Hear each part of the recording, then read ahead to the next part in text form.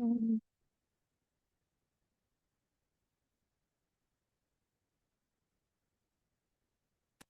Okay.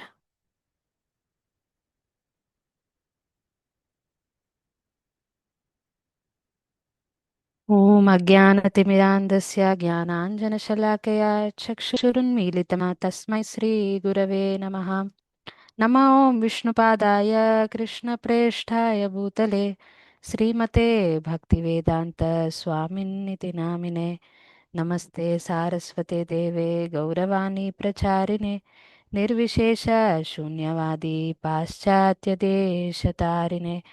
जय श्री कृष्ण चैतन्य प्रभु नित्यानंद श्री अद्वैत गदाधरा श्रीवासादि गौर भक्तवृंद। हरे कृष्णा कृष्ण कृष्णा हरे हरे हरे राम राम राम हरे हरे। हरे कृष्ణ। So last two classes మీరు 4th chapter కదా మనం చూసేది. 4.1 4.2 చాలా ఇంపార్టెంట్ శ్లోకాస్ కవర్ చేశారు మాతాజీ ఇంకా ప్రభుజీ. సో ఈరోజు ఈ శ్లోకం కూడా చాలా ఇంపార్టెంట్ అండి. నా వాయిస్ వినిపిస్తుంది కదా, ఏం ప్రాబ్లం లేదు కదా, స్క్రీన్ కనిపిస్తుంది కదా? వినిపిస్తుంది మాట. ఆ, ఓకే ఓకే. హరే కృష్ణ.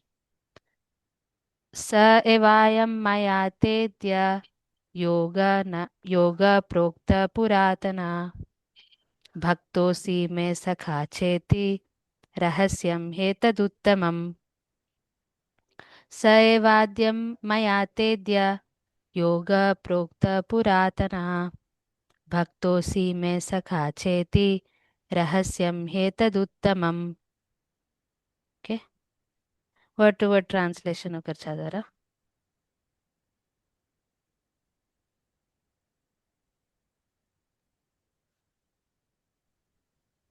సహ అదే, ఏవ నిశ్చయంగా, అయం ఈ, మయా నాచే, తే నీకు, ఆద్య ఈరోజు, యోగ యోగశాస్త్రము, ప్రోక్త చెప్పబడింది, పురాతన అతి పురాతనమైనది, భక్త భక్తుడివి, అసి అయి ఉన్నావు, మే నా యొక్క, సఖా మిత్రుడివి, ఛ ఛ కూడా, ఇతి అందుకే, రహస్యం రహస్యము, ఈ నిక్కముగా, ఏతత్ ఇది, ఉత్తమం ఉత్తమమైనది. ఇది కూడా చదవండి ప్రభుజీ. నీవు నా భక్తుడివి, అంతేగాక నా మిత్రుడివి. అందుకే ఈ యోగ శాస్త్రము యొక్క దివ్య రహస్యమును అర్థం చేసుకోగలవని భగవంతునితో గల సంబంధం గురించిన ఈ పురాతన శాస్త్రము ఈ రోజు నాచే నీకు చెప్పబడింది. హరే కృష్ణ. Thank you Prabhuji. ఒక్కసారి శ్లోకం మళ్ళీ చూద్దాము.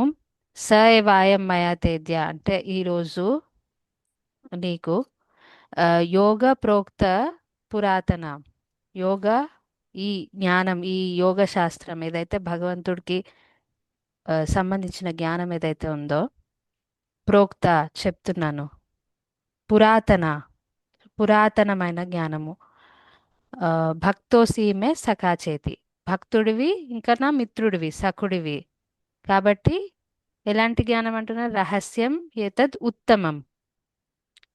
సో ఈ జ్ఞానం ఎలాంటిదని చెప్తున్నారు? 3 చెప్తున్నారు ఇక్కడ. ఎలాంటి జ్ఞానము? పురాతనమైన జ్ఞానము, యోగ ప్రోక్త పురాతన.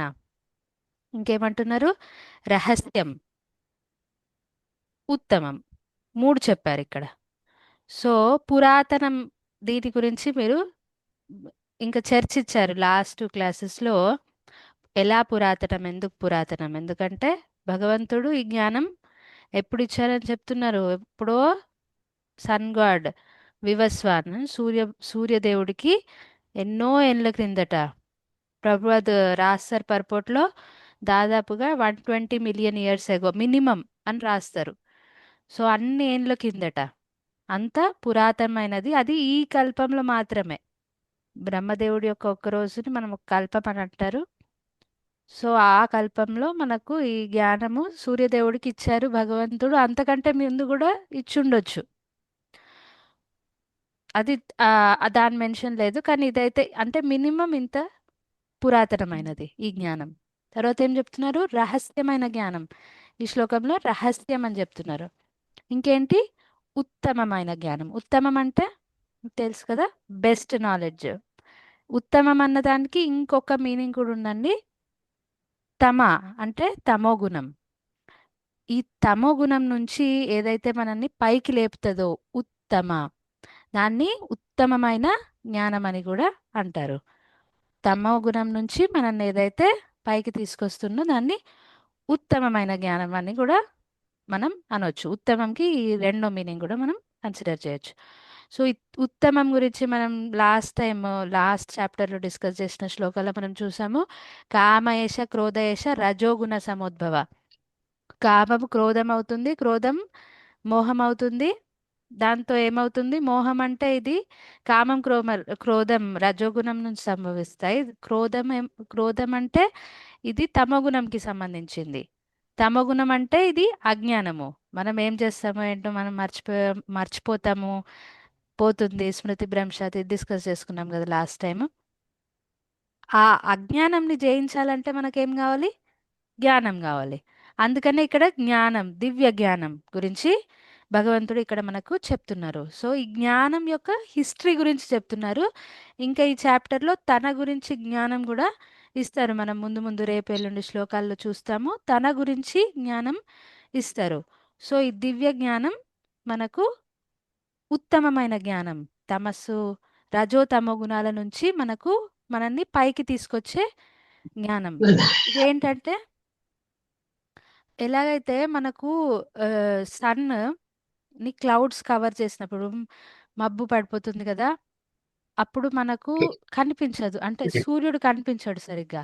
అలానే ఈ తమో గుణాలు ఏం చేస్తాయి? మన దృష్టిని కప్పివేస్తాయి. మనకు ఆత్మ సాక్షాత్కారం అన్నది కలగకుండా అది మన జ్ఞానంని మొత్తం కవర్ చేస్తుంది. ఆ మన దృష్టిని కవర్ చేసేస్తుంది. మనం ఉన్నది ఉన్నట్టు చూడలేము మన ఆత్మ, కానీ మనది మనం చూడగలగట్లేదు. థియరటికల్గా తెలుసుకుంటున్నాం ఇదంతా, కానీ మనం ఆ అనుభూతి అన్నది కలగట్లేదు. ఎందుకు? ఈ రజోతమ గుణాల వల్ల. సో అట్లీస్ట్ మనం సత్వగుణంకి రావడానికి ఈ దివ్య జ్ఞానం అన్నది చాలా ఇంపార్టెంట్. సత్వగుణం కూడా కంప్లీట్ పర్ఫెక్ట్ కాదు, ఎందుకంటే అందులో కూడా మనం ముందు ముందు తెలుసుకుంటాము. సత్వగుణంలో కూడా ఒక ఇబ్బంది ఉంది, కానీ అట్లీస్ట్ సత్వగుణం అన్నది మనం రావాల్సింది ఈ తమో గుణాలని వదిలేసి. సో అది ఉత్తమమైన ఆ, జ్ఞానంగా చెప్తున్నారు. ఇంకొకటి రహస్యం అని కూడా చెప్పారు కదా. సో రహస్యం గురించి మనము ఈరోజు డిస్కస్ చేస్తాము. సో ఫస్ట్ ఆఫ్ ఆల్ మన దగ్గర ఒకవేళ ఇలాంటి ఏదైనా రహస్యమైన నాలెడ్జ్ ఉందనుకోండి. ఫర్ ఎగ్జాంపుల్, మీకు ఏదైనా తరతరాలుగా పురాతనం అలా తరతరాలుగా వస్తున్న ఏదైనా జ్ఞానం ఉంది, మీ బిజినెస్ సీక్రెట్సే కావచ్చు, ఫ్యామిలీ బిజినెస్లోనే ఏమన్నా ఇంపార్టెంట్ సీక్రెట్సే కావచ్చు, రహస్యమైన ఇన్ఫర్మేషన్, అలాంటి నాలెడ్జ్ ఉంది మీ దగ్గర. మీకు టూ ఆప్షన్స్ ఉన్నాయి. ఇది మీరు నెక్స్ట్ దాన్ని సక్సెషన్ కోసం ఎవరైనా మీ క్లోజ్ ఫ్రెండ్తోనన్నా షేర్ చేసుకోవచ్చు. లేకపోతే ఇంకొకరు ఉన్నారు, మిమ్మల్ని చూసి ఎప్పుడు ఏడుస్తారు. అయ్యో, ఈయనకు ఇది ఉన్నది అది ఉన్నది, నాకేం లేదు, ఇది లేదు అది లేదు అని ఎప్పుడు మిమ్మల్ని చూసి ఏడవడం, మేము ఈర్ష్య అసూయ మీరంటే.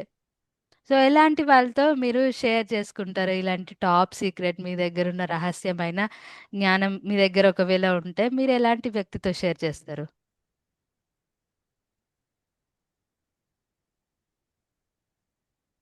చెప్పండి. హరే కృష్ణ. మన ఫ్యామిలీ ఫ్యామిలీ వాళ్ళతో. వాళ్ళతో లేకపోతే మన క్లోజ్ వాళ్ళతోనే మాత్రమే మనం మన దగ్గర ఏమైనా రహస్యమైన నాలెడ్జ్ ఉంటే మనం వాళ్ళతోనే షేర్ చేసుకోవాలని అనుకుంటాం. సో అందుకని కృష్ణుడు కూడా ఏమంటున్నాడు ఇక్కడ? అర్జునుడిని ఎందుకు చూస్ చేసుకున్నారు ఈ జ్ఞానాన్ని ఇవ్వడానికి? చెప్తున్నారు, భక్తో సీమే సఖాచేతి.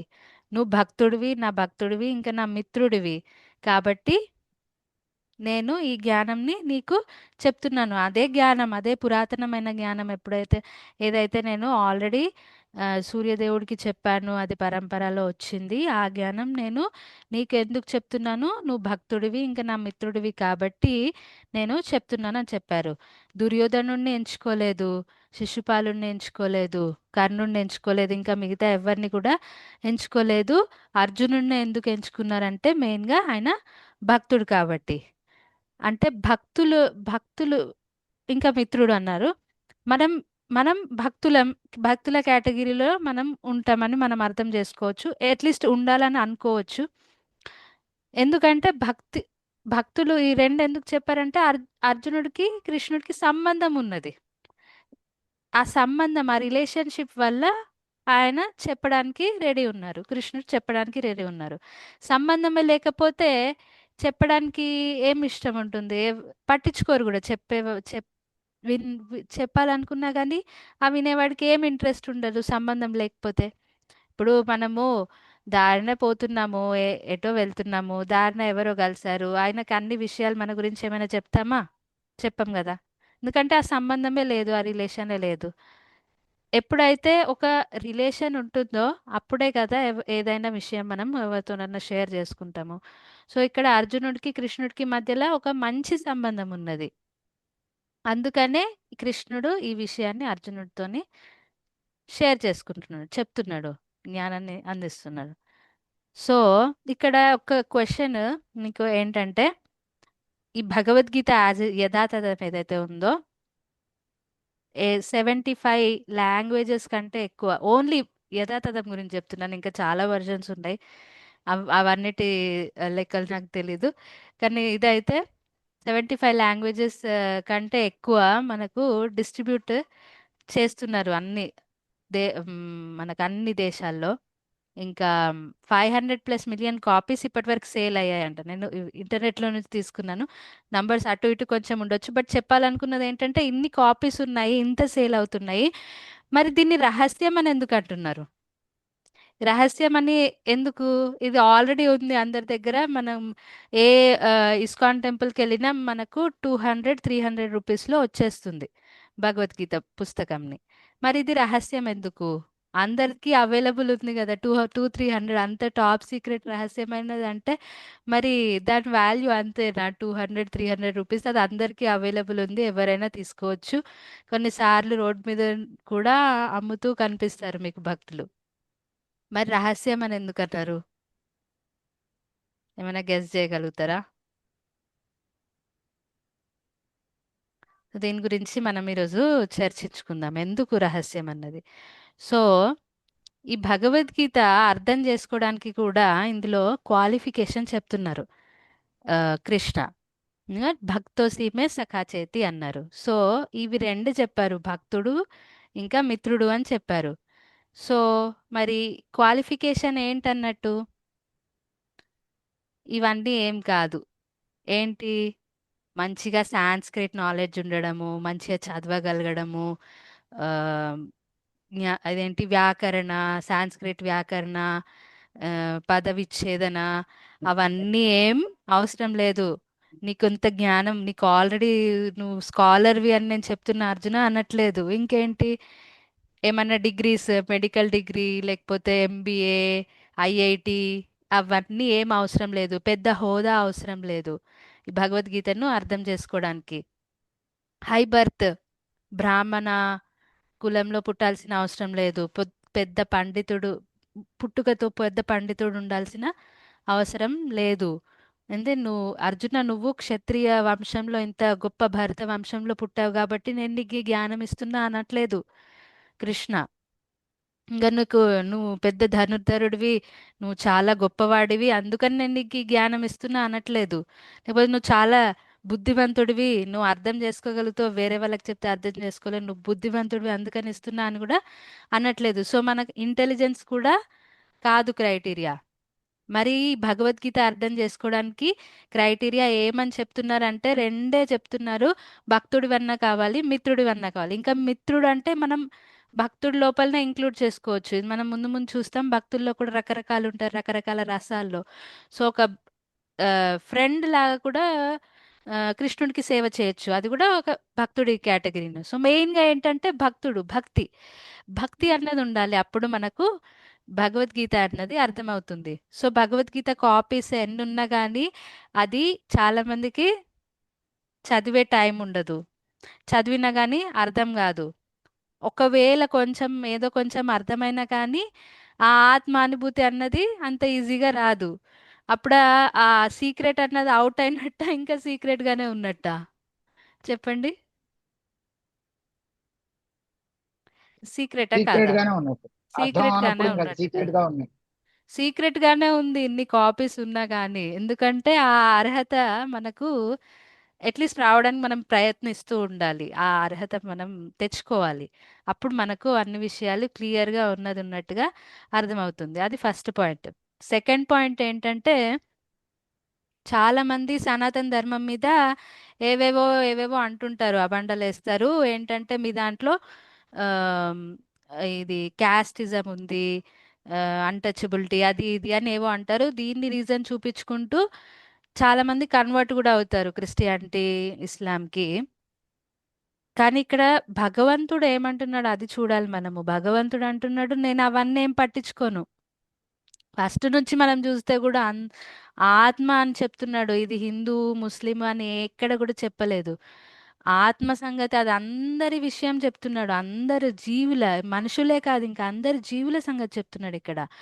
సో మనకి చాలా ఎగ్జాంపుల్స్ ఉన్నాయి. మన రామాయణంలో తీసుకుంటే వానరులు రాముడికి హెల్ప్ చేసింది. ఇంకా ఉడత తెలుసు కదా మీకు, ఇంకా జటాయు, ఇవేంటి వీళ్ళది హై బర్త్ ఏమైనా బ్రాహ్మణులా? కాదు, మనుషులు కూడా కాదు, వానరులు, పశువుల దగ్గర నుంచి కూడా ఆయన ఆయన అందరినీ సమానంగానే చూసేవాడనమాట. సో ఆ, ఇలా అన్నమాట చాలా ఎగ్జాంపుల్స్ మనం తీసుకోవచ్చు. భగవంతుడు ఎక్కడ ఎవరిని డిస్క్రిమినేట్ చేయట్లేదు. జస్ట్ నువ్వు నా భక్తుడివి కానీ, ఎవరైనా కానీ, ఎవరు భక్తుడైనా కానీ మనకు చాలా ఎగ్జాంపుల్స్ ఉన్నాయి. అలా జగన్నాథ్ పురిలో ఒక భక్తుడు ఉంటాడు. ఆయన ముస్లిం పరివారంకి చెందిన ఆయన, ఆయన కోసం వ్రతం ఆగిపోతుంది. ఆయన రాసిన ఫేమస్ పాట కూడా ఒకటి ఉంటుంది, ఆయన పేరు గుర్తురాట్లేదు కానీ అట్లా చాలా ఎగ్జాంపుల్స్ ఉన్నాయి మనకు. ఏ భగవంతుడు ఏం చూడట్లేదు, ఇవన్నీ మనం మధ్యలో తెచ్చుకున్నవన్నమాట. సో ఇది చాలా ఇంపార్టెంట్. మన సనాతన ధర్మం గురించి ఎవరైనా ఏదైనా ఇలాంటి ప్రశ్న మన మీద వేస్తే మనము ఆన్సర్ చేయగలగాలి. ఇంకా ప్రహ్లాద్ మహారాజ్ కూడా అంటాడు, భాగవతంలో వస్తుంది, మన్యే ధనాభి జనరూప తపశ్రుతౌజ తేజ ప్రభావ బల పౌరుష బుద్ధి యోగ నారాధనాయ హి భవంతి పరస్య పుంసో భక్త్యా తుతోష భగవాన్ గజయూతపాయ. గజేంద్ర మోక్షం, ఇది మీకు కొంచెం ఐడియా ఉండొచ్చు. లైక్ గజేంద్రుడు ఒక ఎలిఫెంట్ ప్రేయర్ చేస్తే భగవంతుడు వచ్చేస్తాడు. గజేంద్రకి ఏం క్వాలిటీస్ ఉన్నాయని, ఒక యానిమల్ అయినా కానీ భగవంతుడు ప్రేమతో పిలిస్తే వచ్చాడు. సో ఏమంటున్నారు, మన్యే ధనము, జనము, ఫ్యాన్ ఫాలోయింగ్, ఇంకా భౌతికంగా చూస్తే ఎలాంటి క్వాలిఫికేషన్స్ కూడా మనకు అవసరం లేదు భగవంతుడి కృప పొందడానికి, భగవద్గీత అర్థం చేసుకోవడానికి. కావాల్సింది ఏంటి, మనసులో ఒక మంచి భక్తి భావంతోని మనము భగవద్గీత చదివితే అది అర్థం అయిపోతుంది. ఏంటంటే Bhagavad Gita is not just a book. Bhagavad Gita అన్నది మనం కేవలం ఒక పుస్తకంగా కన్సిడర్ చేయరాదు. ఒక మెడికల్ పుస్తకమైనా లేకపోతే ఇంకేదైనా నావెల్ అయినా ఏదైనా కానీ మనం పుస్తకంగా చదివితే మనము ఏదో కొంచెం అర్థం చేసుకోగలుగుతాము. కానీ భగవంతుడు, కృష్ణుడి వర్డ్స్, మాటలు, ఇంకా కృష్ణుడు, ఇవి రెండు ఒకటే, సమానమే. అంటే ఇది స్వయంగా కృష్ణ మన ముందు ఉన్నట్టు మనం అర్థం చేసుకోవాలి. ఇది it is a person. Bhagavad Gita అన్నది కేవలం బుక్ కాదు, ఇది ఇస్ అ పర్సన్. సో ఆ భగవద్గీతని మనము ఒక మంచి ఫీలింగ్ తోని, ఒక ఆ, శుద్ధమైన భావనతోని మనం చదవడానికి ప్రయత్నిస్తే, అట్లీస్ట్ ఉండాల్సిన అవసరం లేదు, అట్లీస్ట్ ప్రయత్నిస్తే మనకు మెల్లిమెల్లిగా మెల్లిమెల్లిగా భగవంతుడు మనకు ఇది రివీల్ చేస్తాడు హృదయంలో నుంచి. మనం కేవలం సంస్కృతము చదువుకొని, సంస్కృతం నాలెడ్జ్ చాలా బాగుండి చదివితే మనకు అర్థమయ్యేది కాదు ఇది. భౌతికమైన అర్హతలతోకి సంబంధించిన విషయం కాదు ఇది. మన హృదయం మనం అట్లీస్ట్ మనం ఆలోచించాలి, భగవంతుడా కృష్ణ నువ్వు ఏం చెప్పాలనుకుంటున్నావు నాకు, నాకు నీ దగ్గరికి రావాలని ఉంది, నాకు అర్థం చేసుకోవాలని ఉంది, ప్లీజ్ నాకు హెల్ప్ చేయండి అన్న శుద్ధ భావనతోని మన మనసులో నుంచి ఎలాంటి ప్రేయర్ వస్తే ఆ ప్రేయర్తో మనం చదివితే అది మెల్లమెల్లిగా రివీల్ అవుతుంది మనకు ఆ నాలెడ్జ్. అందుకని చాలాసార్లు చెప్తారు కూడా, నాకు కూడా పర్సనల్ ఎక్స్పీరియన్స్ అయింది, మీరు కూడా ఫ్యూచర్లో ఎక్స్పీరియన్స్ చేయొచ్చు, ఇంతకుముందు చదువు ఉంటే కూడా ఎక్స్పీరియన్స్ చేయొచ్చు. ఒకసారి మనం ఏదైనా శ్లోకం తీసుకొని దాని గురించి చదివామనుకోండి, ఇంకా కొన్ని కొన్ని రోజులు, కొన్ని మంత్స్, లేకపోతే కొన్ని ఏళ్ళ తర్వాత అదే శ్లోకం మీరు చదివితే మీకు అర్థమయ్యే ఆ, అది మీకు డిఫరెంట్గా అర్థం అవ్వచ్చు, కొన్ని ఎక్స్ట్రా పాయింట్స్ అర్థం అవ్వచ్చు, ఒక వేరే మీనింగే ఆ, మీరు గ్రహించవచ్చు. అరే ఇది ఏంటి, నేను ఫస్ట్ ఈ పాయింట్ గ్రహించలేదు నేను అని మీకు అనిపించుండొచ్చు. సో అది అది చాలా మంది ఎక్స్పీరియన్స్ చేస్తారు కూడా. ఎందుకంటే ఈ టైంలో మీరు ఏమైనా సాధన చేస్తుంటే, సేవ చేస్తుంటే ఆ that will purify our heart. మన హార్ట్ ఎట్లా ఎట్లా అయితే ప్యూర్ అవుతుందో, ఆ భగవంతుడు పరమాత్మ మన హృదయంలో నుంచి he will reveal the knowledge to us. ఆయన మనకు ఆ జ్ఞానంని లోపల నుంచి అందిస్తారు. అండ్ మన ప్రయత్నం కూడా ఉండాలి, చదవద్దు, చదవాలి ఖచ్చితంగా. అంత లోపల నుంచి అవుతుందంటే లేదు, మన ప్రయత్నం ఉండాలి. కానీ ఆ భావన అవసరము. అప్పుడు మనకు భగవంతుడు కరెక్ట్గా అది రివీల్ చేస్తారు లోపల నుంచి. ఇంకా ఇంకా శ్లోకం ఉంటుంది, అథ శ్రీకృష్ణ నామాది నా భవేద్ గ్రాహ్యం ఇంద్రియై సేవోన్ముఖే జిహ్వాదో స్వయమేవ స్ఫురత్యదా. మన భౌతికమైన ఇంద్రియాలతోని గ్రహించే విషయం కాదు. నా భవేద్ గ్రాహ్యం ఇంద్రియై సేవోన్ముఖే జిహ్వాదో. సేవ మనం ఎట్లనైతే సేవ చేస్తూ పోతూ ఉంటామో ఆ మనసు అన్నది ప్యూరిఫై అయ్యి మనకు మెల్లమెల్లగా నాలెడ్జ్ అన్నది రివీల్ అవుతూ ఉంటుంది. ఇదేంటి ఇది మనకు భౌతికంగా చూస్తే ఇది లాజికల్ గా అనిపించదు, కానీ భగవంతుడు చెప్తున్నాడు ఈ విషయము. It has a link. మన హార్ట్ ప్యూర్ అవుతుట కొద్దీ భగవంతుడు ఆ నాలెడ్జ్ ని రివీల్ చేస్తాడు. ఇది పర్సనల్ గా చాలా మంది ఎక్స్పీరియన్స్ కూడా చేశారు. ఆ నాలెడ్జ్ ఫస్ట్ టైం నేను చదివినప్పుడు నిద్రపోతూనే ఉన్నాను భగవద్గీత, కానీ మెల్లిమెల్లిగా మెల్లిమెల్లిగా అర్థం అది ఒక వేరేలాగా అర్థం అవుతూ పోతూ ఉంటుంది మనకు. సో ఇంకొక ఎగ్జాంపుల్ ఏంటంటే, టాప్ సీక్రెట్ అని డిస్కస్ చేసుకున్నాం కదా, మనకి దగ్గర ఏమైనా ఇట్లా ఫ్యామిలీ సీక్రెట్స్ కానీ ఏమైనా టాప్ సీక్రెట్ ఏమన్నా కాగితాలు ఉన్నాయనుకోండి, అవి ఎవరైనా చిన్న పిల్లవాడికి ఇచ్చేసామనుకోండి, అతనికి ఏమన్నా అర్థం అవుతుందా, అతనికి ఇచ్చేమైనా లాభమా? అతనికి ఏం లాభం ఉండదు. అతనికి ఏం లాభం లేదు. ఏం చేస్తాడు దాంతో? చింపేస్తారు, లేకపోతే పేపర్ ఆర్ట్ ఏమైనా చేస్తారు, ఆ పేపర్లతోని పడవలు చేసుకుంటారు, దాంతోని ఆడుకుంటారు, అంతే. పిల్లలు ఏం చేస్తారు? ఇంతే చేయగలుగుతారు. ఎందుకంటే వాళ్ళు ఇప్పటి వరకు పేపర్ అంటే వాళ్ళు అదే చేశారు, చింపడము, ఆటలాడడము, ఏదైనా క్రాఫ్ట్ చేయడము, ఏదైనా పిచ్చి గీతలు రాయడము, అవే చేయగలుగుతారు వాళ్ళతో. ఇంకా మనం ఎలా ఉన్నాము? మనము భౌతిక ప్రపంచంలో మనం మనకు కావాల్సినవి ఏంటి? మనకు డబ్బులు కావాలి, లేకపోతే ఇంకేమన్నా ఇల్లు, బంగ్లా, లేకపోతే మాక్సిమం ఇంకా కొంచెం హయ్యర్ లెవెల్కి పోతే పీస్ ఆఫ్ మైండ్, రిలేషన్షిప్స్ బాగుండాలి, అవి ఇవి అని మనం ఆలోచిస్తాము. సో భగవద్గీతను కూడా మనం అలాగే చూస్తాము. భగవద్గీత మనకు చాలా ఇలాంటి ట్రాన్స్లేషన్స్ దొరుకుతాయి. Bhagavad Gita for success, Bhagavad Gita for progress, Bhagavad Gita for mental peace, అది ఇది అనేసి. సో ఇవన్నీ అంటే ఇవన్నీ ఏం రావా భగవద్గీత చదివితే అంటే కాదు, డెఫినెట్ గా వస్తాయి. పిల్లవాడు కి పేపర్లు ఇస్తే బోట్ చేసుకోలేడా అంటే ఖచ్చితంగా చేసుకోగలుగుతాడు, ఖచ్చితంగా ఆడుకోగలుగుతాడు, ఖచ్చితంగా తనకు సంతోషం అన్నది లభిస్తుంది. కానీ భగవద్గీతను కూడా మనము ఇలాంటి ఇంటెన్షన్స్ తో చదివితే ఖచ్చితంగా మనకు కావాల్సినవి వస్తాయి. పీస్ ఆఫ్ మైండ్ దొరకదా అంటే దొరుకుతుంది ఖచ్చితంగా, సక్సెస్ దొరకదా అంటే దొరుకుతుంది ఖచ్చితంగా. కానీ దాని ఉద్దేశం ఏముంది? భగవద్గీత యొక్క నిజమైన ఉద్దేశము ఆ పరమాత్మతోని, భగవంతుడితోని కనెక్ట్ అవ్వడము, ఆయన గురించి అర్థం చేసుకొని ఆయన దగ్గరికి వెళ్ళడము, going back to God head. ఇది రిపీటెడ్గా ప్రభుపాద మన లక్ష్యం ఏంటి, ఇది ఈ మాట అంటారు, going home back to God head, మన నిజమైన ఇంటికి భగవంతుడి దగ్గరికి వెళ్ళడం, అది మన ఏం. కానీ దాన్ని ఏం పెట్టుకోకుండా మనం వేరే ఇంటెన్షన్స్తో చదివామనుకోండి, మనకు అర్థమవుతాయి విషయాలు, అంతవరకే అర్థమవుతాయి. సో ఖచ్చితంగా అట్లీస్ట్ ఓకే, ఏం చదవకుండా ఉండడం కంటే ఈ ఇంటెన్షన్స్తో చదవడం బెటరే. కాకపోతే we should aim for something higher. మనం మన నిజమైన ఉద్దేశం ఏంటి అది అర్థం చేసుకొని భగవద్గీతను చదవడానికి మనం ప్రయత్నించాలి. ఇది నేను చెప్తున్నట్టుగా రకరకాల ఎడిషన్స్ ఉన్నాయి మనకు భగవద్గీత మార్కెట్లో. కానీ మనం చాలా జాగ్రత్తగా ఉండాలి. ఇక్కడ మళ్ళీ చెప్తున్నాను అదే భక్తోసీమే సఖాచేతి.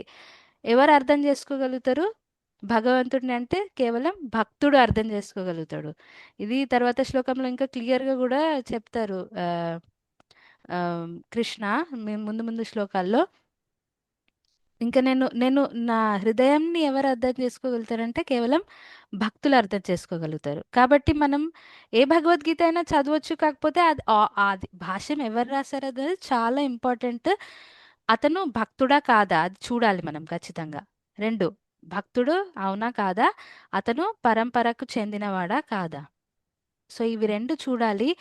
అలా వచ్చిన వాళ్ళ నుంచి మాత్రమే చదవాలి. లేకపోతే ఏమవుతుంది, మనం ఇలాంటి వాటిలో స్టక్ అయిపోతాము. ఈ పీస్ ఆఫ్ మైండ్ అది ఇది, ఎందుకంటే ఎవరికి నచ్చినట్టుగా ఎవరికి అర్థమైనట్టుగా వాళ్ళు ఏదో భాష్యం రాసేస్తుంటారు. కానీ అక్కడ కృష్ణుడి నిజమైన ఇంటెన్షన్ ఏంటి అది భక్తులు మాత్రం అర్థం చేసుకోగలుగుతారు. అందరి హృదయంలో భగవంతుడు ఉంటే భక్తుల హృదయంలో భ సారీ అందరి హృదయంలో భగవంతుడు ఉంటే భగవంతుడి హృదయంలో భక్తులు ఉంటారు. సో భక్తులకు అర్థమవుతుంది కృష్ణ నిజమైన ఇంటెన్షన్ ఏంటో. సో వాళ్ళు అర్థం చేసుకోగలిగి మనకు ఆ మీనింగ్ని క్లియర్గా ఇవ్వగలుగుతారు. ఇంకా కొంతమంది ఏంటంటే భగవంతుడి పట్ల ఈర్ష్య భావం ఉంటుంది. నేనే భగవంతుడిని, ఈయననే ఎంజాయ్ చేస్తాడా, ఈయననేనా, నాకు కూడా ఎంజాయ్ చేయాలని నేనే భగవంతుడిని అంటారు కొంతమంది. ఇలాంటి మెంటాలిటీస్ ఉన్న వాళ్ళ భాష్యాలు మాత్రం అస్సలు చదవద్దు. అవి ఏంటంటే భగవద్గీత అన్నది శుద్ధ పాలలాగా అయితే అది ఎప్పుడైతే పాము వచ్చి ముట్టుతుందో దాన్ని అది పాయిజన్ అయిపోతుంది.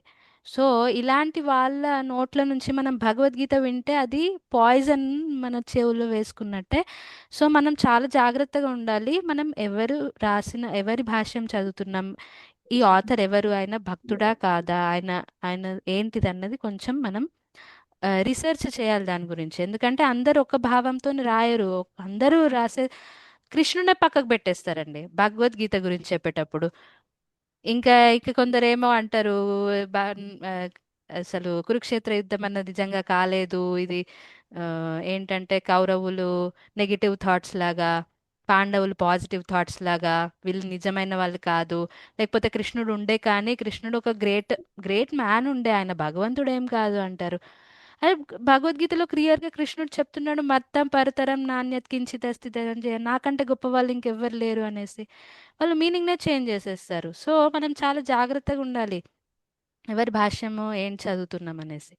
ఇంకా ఏంటంటే పరంపర గురించి చెప్పాను కదా. పరంపర కూడా మీకు మరి డౌట్ రావచ్చు, మరి ఈ భగవద్గీత ఆథెంటిక్ అని మేము ఎలా నమ్మొచ్చు అని. సో దానికి మనకు ప్రభుపాదుల వారు మీరు చూసుకుంటే, మీ దగ్గర భగవద్గీత కాపీ ఉంటే మీరు చూడొచ్చు. ఫస్ట్ చాప్టర్ ఫస్ట్ శ్లోకం కంటే ముందు పేజ్లోనే మనకు ఆమ్, ఈ తను ఏ పరంపర నుంచి వచ్చారు దాని గురించి డీటెయిల్స్ ఇచ్చారు. నేను మీకు స్క్రీన్ మీద చూపిస్తున్నాను. మీ దగ్గర భగవద్గీత హార్డ్ కాపీ ఉంటే మీరు కూడా చూడొచ్చు డీటెయిల్డ్గా. నేను జస్ట్ ఇక్కడ చిన్నగా చూపిస్తాను. So so first chapter first శ్లోక కంటే ముందు పేజ్లోనే ఉంటుంది ఇది మీకు, ద డిసిప్లిక్ సక్సెషన్. సో నిన్నటి శ్లోక కూడా కోట్ చేశారు ప్రభుపాదుల వారు. కోట్ చేసి ఎలా కృష్ణుడి నుంచి వస్తుంది ఈ జ్ఞానం, కృష్ణుడి నుంచి ఈ జ్ఞానం ఎలా ఈ పరంపరలో వస్తుంది, ఎలా different different personalities. So Krishna బ్రహ్మకు ఇచ్చారు ఈ జ్ఞానము. నేను చెప్పాను కదా, అందుకనే సూర్య భగవానుడికి ఇచ్చారు, కానీ కాకపోతే అంతకుముందు వేరే వాళ్ళకు కూడా ఇచ్చారు. సో బ్రహ్మ, నారద్ ముని, వ్యాస, ఇలా అందరి పేర్లు రాసుకుంటూ రాసుకుంటూ మధ్యలో ఇక్కడ కొందరు ఇంపార్టెంట్ వాళ్ళు మాధవేంద్రపురి, లార్డ్ చైతన్య, చైతన్య మహాప్రభు. మనము రోజు ప్రేయర్స్లో చదువుతాం, జయ శ్రీ కృష్ణ చైతన్య ప్రభు నిత్యానంద శ్రీ అద్వైత గదాధర శ్రీవాసాది గౌర భక్త వృంద, ప్రేయర్స్లో చదువుతాం. సో వీళ్ళు కూడా ఈ పరంపరకు చెందిన వాళ్ళే. ఏంటంటే వాళ్ళ బ్లెస్సింగ్స్ ఉంటే మనకు మంచిగా అర్థమవుతుంది ఈ జ్ఞానం అనేసి వాళ్ళకు ప్రే చేస్తాం. సో ఇందులో ఈ పరంపర ఎక్స్ప్లెయిన్ చేస్తూ ఇక్కడ ఏసీ భక్తి వేదాంత స్వామి ప్రభుపాద్. సో తను ఏం పరంపరకి చెందిన వారు అది క్లియర్గా మనకు మెన్షన్ చేస్తున్నారు. కాబట్టి ఆయన ఆయన భాష్యం అథెంటిక్ అని ఆయన ప్రూవ్ చేసుకున్నారు. మనం మీరు ఇదే చదవాలని నేనేం చెప్పట్లేదు, ఎవరు కూడా చెప్పరు. ప్రాథమిక సాంప్రదాయంలో నుంచి వచ్చిన ఏ భాష్యం కూడా, ఏ భాష్యమైనా మీరు చదవచ్చు. కానీ జాగ్రత్తగా ఉండాలి. అది అది మీరు వాల్యూ అంటే వెరిఫై చేసుకోవాలన్నమాట. ప్రాథమిక సాంప్రదాయాలు 4 ఉన్నాయి మనకు. ఇప్పుడు బ్రహ్మ నుంచి వచ్చింది ఒకటి. సో కృష్ణ బ్రహ్మకు చెప్పింది. ఇది నేను ఇప్పుడు చూపించాను ఇంతకు ముందు ఈ పరంపర. సో మన ఇస్కాన్ అన్నది అది గా ఒకరు స్థాపించింది కాదు. ఇది పరంపర నుంచి వచ్చిన జ్ఞానము. ప్రభుపాదుల వారు ఇస్కాన్ స్థాపించారు కానీ అది జ్ఞానం మనకు ఇలా పరంపర ద్వారా వచ్చింది. బ్రహ్మ మధ్వ గౌడియ సాంప్రదాయం అంటారు దీన్ని. బ్రహ్మ మధ్వ, ఇంకా గౌడియ అంటే బంగాల్ రీజియన్లో మనకు చైతన్య మహాప్రభు వాళ్ళు అక్కడ చాలా స్ప్రెడ్ చేశారు. కాబట్టి గౌడియ అని అంటారు. బ్రహ్మ మధ్వ, మధ్వాచార్యులు చాలా ప్రామినెంట్ ఆచార్య ఈ పరంపరలో. ఇంకా గౌడియ సాంప్రదాయం అని అంటారు. ఇంకా కృష్ణుడు ఈ జ్ఞానంని లక్ష్మీదేవికి కూడా ఇచ్చారు. కృష్ణ లేదా విష్ణు ఎవరన్నా అనుకోండి. ఆమ్, లక్ష్మీదేవికి ఇచ్చారు. ఇంకా అలా ఒక పరంపర ఉంది. అందులో ఒక ప్రాథమిక ఆచార్యులు రామానుజాచార్యులు. ఇంకా కృష్ణుడు ఈ జ్ఞానం శివుడికి అందించారు. అందులో ప్రాథమిక ఆచార్యులు విష్ణుస్వామి.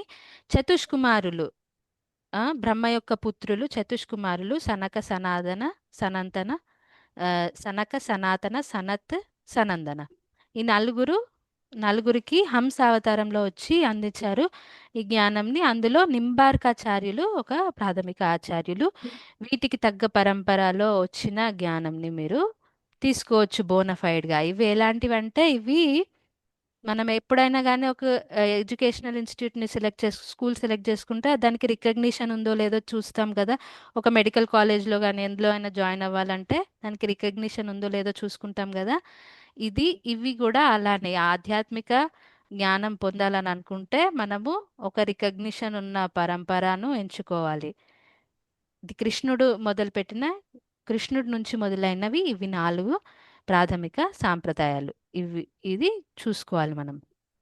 దాని తర్వాత ప్రభుపాదుల వారు, నేను అందుకని చెప్పాను, ప్రభుపాదుల వారు చాలా కష్టపడ్డారు ఈ జ్ఞానంని మొత్తం. అంటే ఎలా భక్తుడు చెప్తే అది హృదయ పరివర్తన అవుతుంది భక్తుల ద్వారా మనం భగవద్గీత వింటే. అందుకని ప్రభుపాద్ చాలా కష్టపడ్డారు. అమెరికాకు వివిధ దేశాలకు వెళ్ళి ఈ జ్ఞానంని అందించారు. దాంతో ఎందరో భక్తులు అయ్యారు. ప్రభుపాద్ కంటే ముందు కూడా చాలా మంది ట్రాన్స్లేట్ చేశారు భగవద్గీత, కానీ అంతమంది భక్తులు అవ్వలేదు. కానీ ప్రభుపాద్ వాళ్ళు భగవద్గీత వాళ్ళ ద్వారా ఆమ్, లెక్చర్స్ విని ఎంతో మంది భక్తులు అయ్యారు. ఎందుకంటే వాళ్ళ హృదయంలో కృష్ణుడు ఉంటారు. వాళ్ళు కృష్ణుడు చెప్పిన భగవద్గీతను వాళ్ళు యాజ్ ఇట్ ఈజ్ ఇవ్వగలిగారు. కాబట్టి అలా జరిగిందనమాట మనకు. సో ఈ భగవద్గీత అంటే మీరు వింటున్నారు లెక్చర్స్ కాబట్టి ఇది బోనఫైడ్ అని నేను చెప్పడానికి ఈరోజు ఇది చెప్తున్నాను. ఎందుకంటే మీరు జస్ట్ ఏదో ఒక భగవద్గీత కాదు, ఇది ఖచ్చితంగా బోనఫైడ్ ప్రభుపాదుల వారు రాసిన భాష్యము. అది మీరు కాన్ఫిడెన్స్ పెట్టుకోవచ్చు. సో యా సో ఇంకా ఇంకా కొన్ని ఏంటంటే మనకు కొంతమంది మిస్ఇంటర్ప్రిట్ చేస్తారు. నేను ఇంతకుముందు కొన్ని విషయాలు చెప్పాను. మెటీరియల్ మోటివేషన్ కోసము ఏదంటే డబ్బులు రావడానికి, లేకపోతే ఈవెన్ ఇదేదో నేను నేర్చేసుకోవాలి శ్లోకాలు, నేను సర్టిఫికెట్ సంపాదించాలి, అలాంటి ఫీలింగ్స్ ఏం పెట్టుకోవాల్సిన అవసరం లేదు. జస్ట్ మనం ఏంటంటే ఇది అర్థం చేసుకోవడానికి ప్రయత్నించాలి. అసలు ఇది ఏంటి, దీని విషయం ఏంటి. ఇంకా రిపీటెడ్గా మనం ప్రే చేస్తూ ఉండాలి. మనకు నాలెడ్జ్ అయితే వస్తుంది థియరటికల్గా, కానీ మనం ఆ అనుభూతి ఎప్పుడు కలుగుతుంది అని మనం రిపీటెడ్గా మనం భగవంతుడికి ప్రార్థిస్తూ ఉండాలి. అది ఇంపార్టెంట్. దాని తర్వాత ఇంకా మ్, కొందరు మిస్అండర్స్టాండ్ ఏం చేసుకుంటారు, వర్క్ ఈజ్ వర్షిప్, కర్మణ్యవాధికారస్తే మా ఫలేషు కదాచన. నేను నా పనే నా దైవము. ఇలా విన్నారు కదండి, చాలా మందిని వినుంటారు. విన్నారా? నా పనే నా దైవము, నేను నా పని అవును చేస్తాను. అవును మాతాజీ, అవును. ఆ, ఉమ్. సో పని అన్నది చేయాలి ఖచ్చితంగా. బట్ భగవంతుడు ఏం చెప్తున్నాడు, భగవంతుడికి డైరెక్ట్ చేయగలగాలి. మనం పని చేయడంలో ప్రాబ్లం ఏం లేదు. కాకపోతే భగవంతుడు చెప్పేది అది కాదు. సో మన శరీరానికి సంబంధించిన ధర్మము, మన పని మనం చేసుకోవాల్సిందే. ఆత్మకు సంబంధించిన ధర్మం వేరే. అది భగవద్గీతలో క్లియర్గా చెప్తున్నాడు. సో ఇవి ఇలా అనుకోవడం కరెక్ట్ కాదు. సో నేను నా పని చేస్తున్నాను కాబట్టి నేను ఇవి భగవద్గీత చదవాల్సిన అవసరం లేదు, అర్థం చేసుకోవాల్సిన అవసరం లేదు. ఇది కరెక్ట్ ఆలోచన కాదు. ఇంకా నేను ఇంతకు ముందు చెప్పినట్టుగా కృష్ణుడు లేడు, కృష్ణ ఇదేంటి జస్ట్ మైండ్ పాజిటివ్ థాట్స్, పాండవులంటే నెగటివ్ థాట్స్, కౌరవులంటే ఇలా చాలా ఉన్నాయి. మనకి ఏదేదో అప్పుడప్పుడు యూట్యూబ్ ఫార్వర్డ్ వీడియోస్ వస్తుంటాయి. సో ఇది కూడా కరెక్ట్ కాదు. ఇది నిజంగా జరిగింది, ఇది మన హిస్టరీ అని మనకు నమ్మకం ఉండాలి. కృష్ణుడు నిజంగా అవతరించాడు, పాండవులు ఉండే, నిజంగా కౌరవులు ఉండే. సో ఇది జస్ట్ ఊరికేనే చెప్పిన స్టోరీ కాదు. ఆ, దీన్ని స్పైడర్ మ్యాన్తో కంపేర్ చేస్తారు చాలా మంది. ఆ, ఏంటి స్పైడర్ మ్యాన్ న్యూయార్క్ సిటీలో ఉండే, సో నిజంగానే మన స్పైడర్ మ్యాన్ ఉంటాడా, న్యూయార్క్ సిటీ ఉన్నంత మాత్రాన నిజంగానే స్పైడర్ మ్యాన్ ఉంటాడా అని క్వశ్చన్ వేస్తారు ఈ మధ్యలో రీసెంట్గా వచ్చిన కొంతమంది. సో ఈ ఆలోచన అన్నది కరెక్ట్ కాదు. ఇంకొకటి మాయావాద సిద్ధాంతము. దీని గురించి మనం నెక్స్ట్ శ్లోకాల్లో చర్చించుకుంటాం. ఇదేంటంటే నేను చెప్పాను కదా, ఎన్వి అన్నది ఉంటుంది కొంతమందికి. సో ఇలాంటి భాషలతోనే జాగ్రత్తగా ఉండాలి. నేనే భగవంతుడు అని నమ్మే వాళ్ళ భాషలు అస్సలు వినకూడదు. చాలా జాగ్రత్తగా ఉండాలి. సో ఇదండి ఈరోజుది. ఇంకా అర్థం ఉంటుంది. మెయిన్ క్వాలిటీ అదొక్కటే, భక్తులుగా మన భావన ఉంటే అప్పుడు అర్థం అవుతుంది. ఇంకేం క్వాలిఫికేషన్స్ ఏం అవసరం లేదు. మనం ఎవరి దగ్గర వింటున్నాం అన్నది కూడా చాలా ఇంపార్టెంట్. ఏమైనా డౌట్స్ ఉన్నాయా ప్రభుజీ? ఏం లేదండి, చాలా బాగుంది ఈరోజు. Hare Krishna. Okay Hare Prabhuji. Krishna. So yeah, next మనం కంటిన్యూ చేద్దాము నెక్స్ట్ క్లాస్. వాంఛాకల్పతరుభ్యశ్చ కృపా సింధుభ్యైవ చ పతితానాం పావనేభ్యో వైష్ణవేభ్యో నమో నమః. అంతకోటి వైష్ణవ బృందకి జై, శ్రీల ప్రభుపాద్కి జై. హరే కృష్ణ. హరే కృష్ణ అండి. హరే కృష్ణ. హరే కృష్ణ.